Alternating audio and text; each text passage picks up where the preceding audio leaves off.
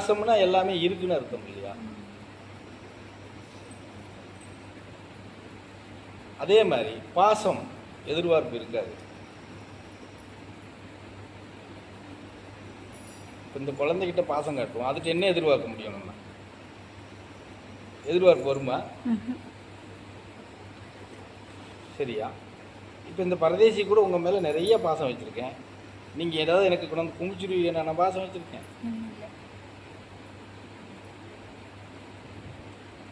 அதே நேரத்தில் உங்கள் எல்லாருக்கிட்டையும் நான் பற்றட்டு தான் இருக்கிறேன்.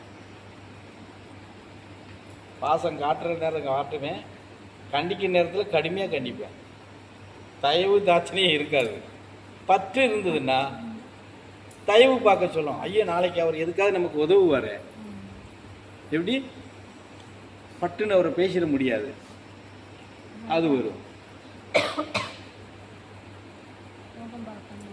ஆமாம், பற்று அற்றுட்டேன்னா முகம் பார்க்கணுங்கிற அவசியம் இல்லை, பற்று வச்சேன்னா முகம் பார்க்கணும்.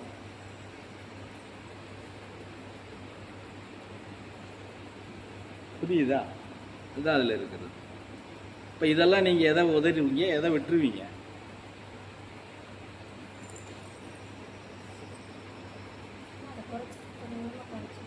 அது இன்னைக்கு நீ மண்ணுக்குள்ள உனக்கு பிறந்தானே குறை, இனிமே இப்படி கொஞ்சம் கொஞ்சமாக குறைக்கணும்.